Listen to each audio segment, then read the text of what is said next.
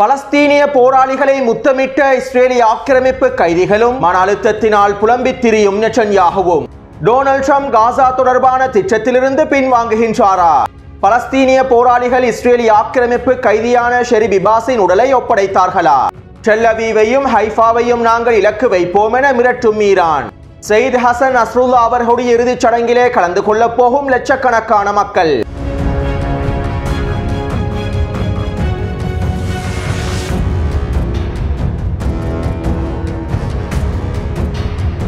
விசேட நேர்காணல் ஒன்றின் போது லெபனானினுடைய எதிர்ப்பு தொடர்பாகவும் ஈரான் தொடர்பாகவும் ஒசாமா ஹம்தான் அவர்கள் சில முக்கியமான கருத்துக்களை வெளியிட்டிருந்தார். அல்-அக்ஸா வெள்ளப்போரிலே லெபனான் எதிர்ப்பானது இழப்புகளை சந்தித்தது. சயீத் ஹசன் நஸ்ருல்லா அவர்களுடைய தியாகத்தை விட லெபனான் எதிர்ப்புக்கு மிகப்பெரிய இழப்பு எதுவுமே இல்லை. ஒட்டுமொத்த எதிர்ப்பு அச்சுகளுக்கும் சயீத் ஹசன் நஸ்ருல்லா அவர்களுடைய இழப்பானது மிகப்பெரிய இழப்பாகும். மேலும் லெபனான் எதிர்ப்பினுடைய மூத்த தலைமைகள் மற்றும் தளபதிகளுடைய இழப்பும் மிகப்பெரிய இழப்பாகும். போரினுடைய முதல் கட்டத்திலிருந்து லெபனான் போராளிகள் உணர்வுபூர்வமாக போராடினார்கள். நான் வெளிப்படையாக சில விடயங்களை குறிப்பிடுவதற்கு விரும்புகின்றேன். இஸ்ரேலிய ஆக்கிரமிப்புக்கு எதிராக இராணுவ ரீதியாக எங்களை ஆதரிக்குமாறு நாங்கள் ஹிஸ்புல்லாவிடம் கேட்கவில்லை. எங்களுக்கு ஆதரவாக அல்-அக்ஸா வெள்ளப்போரிலே நீங்கள் களமிறங்க வேண்டும் என நாங்கள் ஹிஸ்புல்லாவிடம் கேட்கவில்லை. ஆனால் அக்டோபர் 8ஆம் தேதி விடியற் காலையிலேயே ஹசன் நஸ்ருல்லா அவர்கள் இஸ்ரேலிய ஆக்கிரமிப்புக்கு எதிரான தாக்குதல்களை ஆரம்பித்திருந்தார். இதற்கு பிறகு அக்டோபர் 8ஆம் தேதி மாலை வேளையிலேயே ஹசன் நஸ்ருல்லா அவர்களை சந்திப்பதற்கு சென்றிருந்தோம். நாங்கள் அவரை சந்தித்த போது அவர் எவ்வாறு தலைமைகளை ஒன்று கூட்டி முடிவுகளை எடுத்தார் என்பது தொடர்பாக எங்களிடம் விளக்கினார். மேலும் சயீத் ஹசன் நஸ்ருல்லா அவர்கள் எங்களிடம் இவ்வாறு கூறினார்: இது நாங்கள் உங்களுக்கு வழங்கக்கூடிய ஆதரவாகும். பலஸ்தீனிய மக்களுக்காக வழங்கக்கூடிய எங்களுடைய ஆதரவாகும். பலஸ்தீனிய மக்களுக்கு முழுமையான ஆதரவை வழங்குவது எங்களுடைய மிகப்பெரிய கடமையாகும். இந்த போரிலே காசா வெற்றி பெற வேண்டும். பலஸ்தீனிய மக்கள் வெற்றி பெற வேண்டும். இந்த போரிலே ஹமாஸ் முழுமையாக வெற்றி பெற வேண்டும் என அவர் எங்களிடம் கூறினார். இதைத் தொடர்ந்து நாங்கள் அவரிடம் எந்த அளவுக்கு என்று கேட்டோம். இது ஒரு மிகப்பெரிய போராக மாறினாலும் கூட என்று அவர் பதிலளித்திருந்தார். இதுதான் ஹிஸ்புல்லாவினுடைய நிலைப்பாடு. அவர்கள் இந்த முடிவை சுயாதீனமாகவே எடுத்தார்கள். நாங்கள் அவர்களிடம் கேட்கவே இல்லை. அவர்கள் பலஸ்தீனிய மக்களுக்காகவே களமிறங்கினார்கள். பலஸ்தீனிய மக்கள் மீது வைத்திருக்கக்கூடிய அன்பின் காரணத்தினாலேயே களமிறங்கினார்கள். எனவே அனைவரும் சரியான முடிவுகளுக்கு வருவதற்கு முன்பு நிலைமைகளை சரியாக படியுங்கள். ஈரான் உத்தரவுகளை வழங்குவதற்கு எந்த அறைகளையும் கொண்டிருக்கவில்லை. ஹமாஸுக்கோ ஹிஸ்புல்லாவுக்கோ யமன் அன்சாருல்லாவுக்கோ ஈரானிய தரப்பினர் எந்த விதமான உத்தரவுகளையும் வழங்கவில்லை. ஆனால் எங்கள் அனைவருக்கும் இருக்கக்கூடிய முதன்மையான எதிரி இஸ்ரேலிய ஆக்கிரமிப்பாகும். எங்கள் அனைவருடைய முதலாவது எதிரியும் இஸ்ரேலிய ஆக்கிரமிப்பு என்பதில் நாங்கள் உடன்பட்டுள்ளோம். இந்த விடயத்திற்காக நாங்கள் அனைவரும் ஒன்றிணைந்து ஒத்துழைப்பாக செயற்படுகின்றோம். ஒருவருக்கொருவர் உதவி செய்யக்கூடியவர்களாகவும் இருக்கின்றோம். ஈரான் எதிர்ப்புக்கு முழுமையான ஆதரவை வழங்கும் போது, எதிர்ப்புக்கு தேவையான அனைத்து விதமான உதவிகளையும் ஈரான் மேற்கொள்ளும் போது ஈரானை குறை சொல்வதில் எந்த விதமான நியாயமும் இல்லை. ஈரான் எதிர்ப்பை ஆதரிப்பதற்கும் எதிர்ப்புக்கு தேவையான முழுமையான உதவிகளை வழங்குவதற்கும் காரணம் அவர்கள் பலஸ்தீனிய மக்கள் மீது வைத்திருக்கக்கூடிய அன்புதான். அவர்கள் பலஸ்தீனிய மக்களை முழுமையாக ஆதரிப்பதன் காரணத்தினால் தான் எதிர்ப்புக்கு முழுமையான ஆதரவை வழங்குகின்றார்கள். பலஸ்தீனிய நிலம் முழுமையாக மீட்டெடுக்கப்பட வேண்டும் என்பதில் ஈரானிய தலைமைகள் உறுதியாகவே இருக்கின்றார்கள். மறுபுறம் எதிர்ப்பை ஆதரிக்காதவர்கள் பலஸ்தீனிய மக்களை ஆதரிக்கவில்லை. பலஸ்தீனிய காரணத்தினை அவர்கள் ஆதரிக்கவில்லை. அல் குதுஸை மீட்டெடுப்பதையும் பலஸ்தீனிய நிலங்களை முழுமையாக மீட்டெடுப்பதையும் அவர்கள் ஆதரிக்கவில்லை. அதனால் தான் அவர்கள் எதிர்ப்புக்கும் ஆதரவை வழங்கவில்லை. ஒருவேளை அவர்கள் இஸ்ரேலிய ஆக்கிரமிப்போடு ஒன்றிணைந்து பலஸ்தீனிய மக்களுக்கு எதிரான சூழ்ச்சிகளையும் மேற்கொண்டிருக்கலாம். இவர்கள் தான் பலஸ்தீனிய மக்களிடத்திலிருந்து ஒரு விலையை பெறுவதற்கு முயற்சி செய்கின்றார்கள் என ஹமாஸினுடைய தலைவர்களில் ஒருவரான ஒசாமா ஹம்தான் அவர்கள் குறித்த நேர்காணலில் தெரிவித்துள்ளார். காசாவிலே யார் களமிறங்கினாலும் அவர்கள் ஆக்கிரமிப்பு படைகளாகவே கருதப்படுவார்கள். அரபு நாடுகள் களமிறங்கினாலும் அவர்களும் ஆக்கிரமிப்பு எதிரிகளாகவே கருதப்படுவார்கள். மேலும் ஆக்கிரமிப்பை எதிர்த்து நாங்கள் தொடர்ச்சியாக போராடுவோம் என ஒசாமா ஹம்தான் அவர்கள் இதற்கு முன்பு முக்கியமான கருத்துக்களை வெளியிட்டிருந்ததும் குறிப்பிடத்தக்க விடயமாகும். அத்தோடு நாளைய தினம் சயீத் ஹசன் நஸ்ருல்லா அவர்களுடைய இறுதிச் சடங்குகள் லெபனானிலே நடைபெறப் போகின்றன.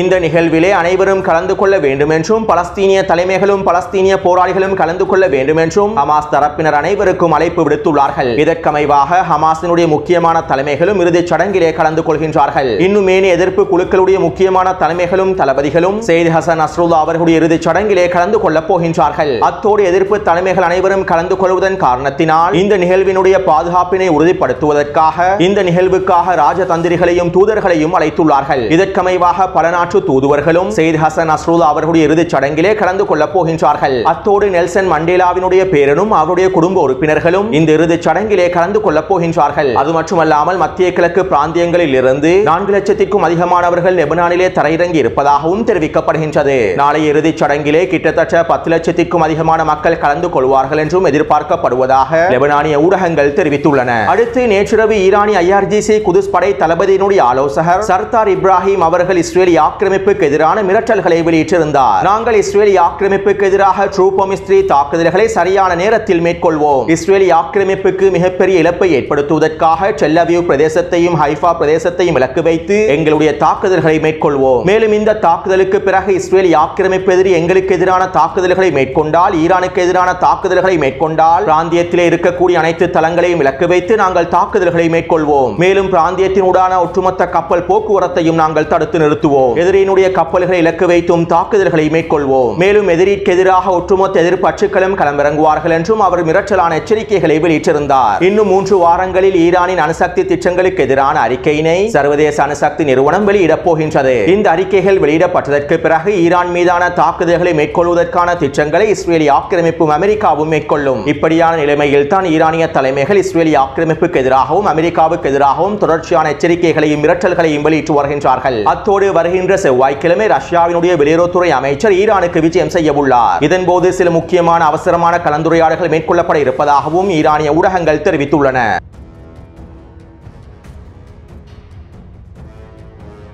காசாவிலிருந்து ஹமாஸை முழுமையாக அகற்றிவிட்டு, காசாவின் நிர்வாகத்திலிருந்து ஹமாஸை முழுமையாக நீக்கிவிட்டு, காசாவில் இருக்கக்கூடிய பலஸ்தீனிய மக்களை வெளியேற்றாமல் காசாவை முழுமையாக மீள கட்டமைப்பதற்கான பேச்சுவார்த்தைகளை அரபு நாடுகள் மேற்கொண்டிருப்பதாக கடந்த 3 நாட்களுக்கு முன்பே நான் காணொளிகளில் குறிப்பிட்டிருந்தேன். மேலும் அரபு நாடுகள் ஆரம்பித்திருக்கக்கூடிய இந்த பேச்சுவார்த்தைகள் அனைத்தும் டொனால்ட் ட்ரம்பினுடைய திட்டமாகத்தான் அமைந்திருக்கும் என்றும், காசாவில் இருக்கக்கூடிய பலஸ்தீனிய மக்களை வெளியேற்றக்கூடிய டொனால்ட் ட்ரம்பின் திட்டத்தின் ஒரு பகுதியாகத்தான் அரபு நாடுகள் இந்த பேச்சுவார்த்தைகளை ஆரம்பித்துள்ளார்கள் என்றும் நான் குறித்த காணொளியிலே தெரிவித்திருந்தேன். மேலும் தற்போது நடைபெற்று வரக்கூடிய அனைத்து விடயங்களும் இவற்றினை உறுதிப்படுத்தும் முகமாகவே அமைந்துள்ளன. வருகின்ற மார்ச் மாதம் 4ஆம் தேதி நடைபெறக்கூடிய அரபு உச்சி மாநாட்டிலே காசாவினுடைய எதிர்கால திட்டங்கள் தொடர்பாகவும், காசாவிலிருந்து பலஸ்தீனிய மக்களை வெளியேற்றாமல் காசாவை புனரமைப்பது தொடர்பாகவும், காசாவின் நிர்வாகத்திலிருந்து ஹமாஸை முழுமையாக நீக்குவது தொடர்பாகவும் ஒரு முழுமையான முன்மொழிவு ஒன்றினை எகிப்திய தரப்பினர் முன்வைத்துள்ளார்கள். மேலும் இந்த முன்மொழிவுக்கு அமைவாகவே நேற்றைய தினம் சவுதி அரேபியாவினுடைய தலைமையில் பேச்சுவார்த்தைகளும் ஆரம்பிக்கப்பட்டிருந்தன.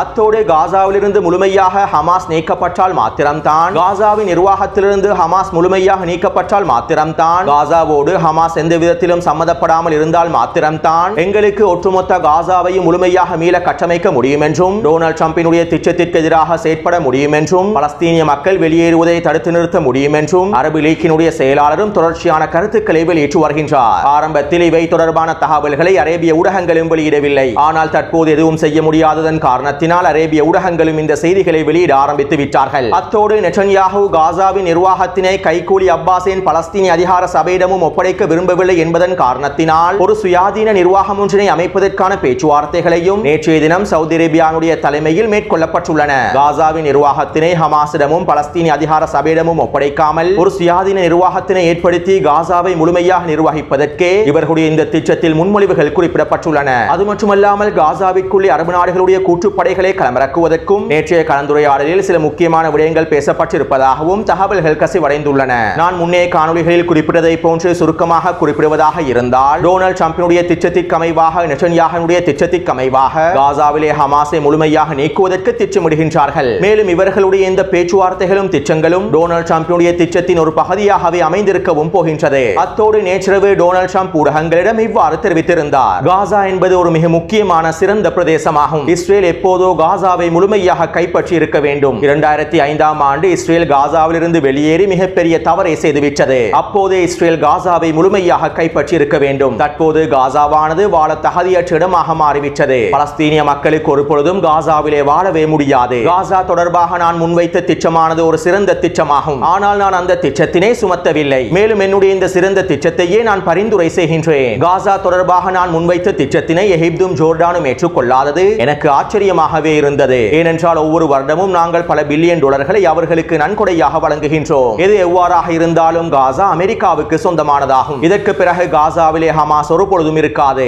இதனை நாங்கள் வெற்றிகரமாக செய்து முடிப்போம் என டொனால்ட் ட்ரம்ப் தெரிவித்துள்ளார். அதாவது டொனால்ட் ட்ரம்ப் காசா தொடர்பான அவருடைய திட்டத்திலிருந்து பின்வாங்கவில்லை. அவருடைய திட்டத்தினை செயற்படுத்துவதற்கு, காசாவிலிருந்து ஹமாஸை வெளியேற்றுவதற்கு அவர் அரபு நாடுகளை பயன்படுத்த போகின்றார் என்பதனை அவருடைய இந்த கருத்துக்களில் இருந்து எங்களுக்கு தெளிவாக புரிந்து கொள்ளலாம். அத்தோடு டொனால்ட் ட்ரம்பினுடைய இந்த கருத்துக்கு பிறகு இஸ்ரேலி ஆக்கிரமிப்பு ஊடகங்கள் இவ்வாறு செய்திகளை வெளியிட்டிருந்தன. காசாவிலிருந்து ஹமாஸை முழுமையாக நீக்குவதற்கும் காசாவை முழுமையாக சொந்தமாக்குவதற்கும் டொனால்ட் ட்ரம்ப் நெட்டன்யாஹுவிடம் உறுதி அளித்துள்ளார். மேலும் இந்த திட்டத்தினை டொனால்ட் ட்ரம்ப் பல வழிகளில் செயற்படுத்துவார் என இஸ்ரேலி ஆக்கிரமிப்பு ஊடகங்கள் செய்திகளை வெளியிட்டுள்ளன.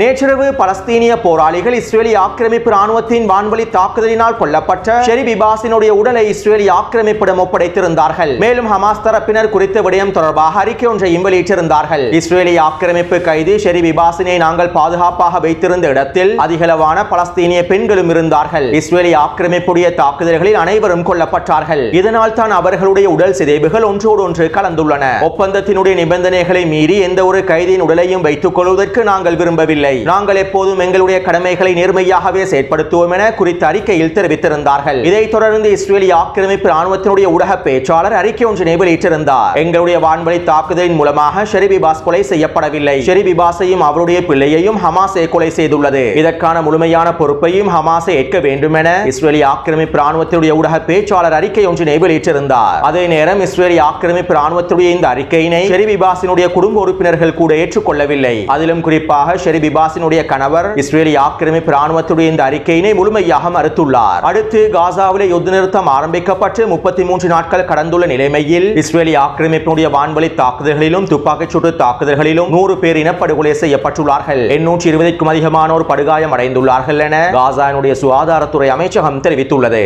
அதே போன்று கடந்த 4 நாட்களாக 400க்கும் குறைவான மொபைல் கரவன்களே காசாவிற்குள் அனுமதிக்கப்பட்டிருப்பதாகவும் 50க்கும் குறைவான புல்டோசர் வண்டிகளே காசாவிற்குள் அனுமதிக்கப்பட்டிருப்பதாகவும் காசாவின் உள்துறை அமைச்சகம் தெரிவித்துள்ளது. அடுத்து இன்றைய தினம் பலஸ்தீனிய போராளிகள் 6 இஸ்ரேலி ஆக்கிரமிப்பு கைதிகளை விடுதலை செய்தார்கள். 2 இஸ்ரேலி ஆக்கிரமிப்பு கைதிகளை ரஃபாவின் தெற்கு பிரதேசத்திலும் 3 இஸ்ரேலி ஆக்கிரமிப்பு கைதிகளை மத்திய காசாவின் நுஸ்ரத் முகாம் பிரதேசத்திலும் விடுதலை செய்தார்கள். மேலும் ஒரு இஸ்ரேலி ஆக்கிரமிப்பு கைதியை இந்த அணிவகுப்புகளிலே கலந்து கொள்ள விடாமல் தனியாக அவர்கள் ஒப்படைத்திருந்தார்கள். அதாவது ஹிஷாம் அல் சயீத் என்கின்ற கைதியையே ஹமாஸ் தரப்பினர் இவ்வாறு ஒப்படைத்துள்ளார்கள். இவர் வெஸ்ட் பேங்க் பிரதேசத்தினை சேர்ந்தவர் ஆவார். கடந்த 10 வருடங்களுக்கு முன்பு இவர் இஸ்ரேலி ஆக்கிரமிப்பு ராணுவத்திலே இணைந்து கொண்டுள்ளார். இவருடைய குடும்ப உறுப்பினர்களுடைய வேண்டுகோளுக்கு அமைவாகத்தான் அணிவகுப்புகளில் இவரை காட்சிப்படுத்தாமல் ஹமாஸ் தரப்பினர் தனியாக இவரை விடுதலை செய்துள்ளார்கள். இன்று ஹமாஸ் தரப்பினர் விடுதலை செய்த கைதிகளில் 2014ஆம் ஆண்டு கைது செய்யப்பட்டிருந்த அவேரா மென்கெச்சு என்கின்ற இஸ்ரேலி ஆக்கிரமிப்பு கைதியும் விடுதலை செய்யப்பட்டார். 2014ஆம் ஆண்டு காசா எல்லை பிரதேசத்தினூடாக உளவு பார்ப்பதற்காக வருகை தந்த வேளையில் தான் பலஸ்தீனிய போராளிகள் இவரை சிறைப்பிடித்திருந்தார்கள். தற்போது 10 வருடங்களுக்கு பிறகு இவரும் விடுவிக்கப்பட்டுள்ளார். அதாவது கடந்த 10 வருடமாக இவரை கூட இஸ்ரேலி ஆக்கிரமிப்பு ராணுவத்தினால் மீட்டெடுக்க முடியவில்லை. ஒருவேளை இந்த யுத்த நிறுத்தம் ஏற்படுத்தப்பட்டு ஹமாஸினுடைய நிபந்தனைகளுக்கு இவர்கள் சம்மதிக்காவிட்டால் ஏனைய கைதிகளுக்கும் இந்த நிலைமை தான் ஏற்பட்டிருக்கும் என இஸ்ரேலி ஆக்கிரமிப்பு ஊடகங்களும் விமர்சனங்களை முன்வைத்திருந்தன.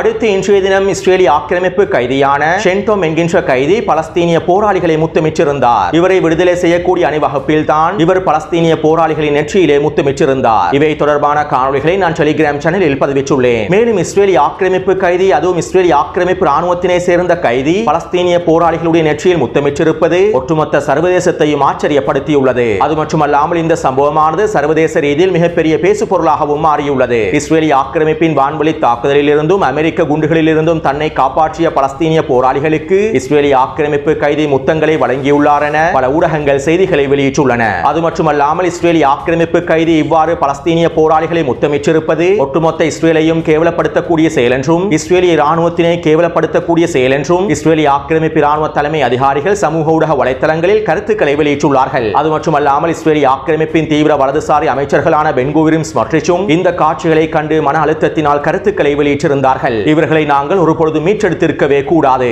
இவர்களை ஹமாஸிடமே வைத்திருக்க வேண்டும். நாங்கள் இவர்களை மீட்டெடுத்து மிகப்பெரிய விலையை செலுத்தி ஒரு மிகப்பெரிய தவறை செய்து விட்டோம் என பென் குவிர் அவருடைய புலம்பல்களை வெளியிட்டுள்ளார். அத்தோடு பலஸ்தீனிய போராளிகளை இஸ்ரேலி ஆக்கிரமிப்பு கைதி முத்தமிட்டிருப்பது பலஸ்தீனிய போராளிகள் உண்மையான போராளிகள் என்பதனை உறுதிப்படுத்தும் முகமாக சம்பவமாகவே அமைந்துள்ளது என்றும் இஸ்ரேலிய ஆக்கிரமிப்பு ஊடகங்கள் செய்திகளை வெளியிட்டுள்ளன. மேலும் இந்த சம்பவத்தினால் நெட்டன்யாஹூ கோபமடைந்திருப்பதாகவும் மன அழுத்தத்திற்குள்ளாக இருப்பதாகவும் இஸ்ரேலிய ஆக்கிரமிப்பு ஊடகங்கள் குறிப்பிட்டுள்ளன. எனவே இந்த காணொளி தொடர்பான கருத்துக்களை பதிவிடுங்கள். தொடர்ந்தும் என்னுடன் இணைந்திருங்கள். நன்றி, வணக்கம்.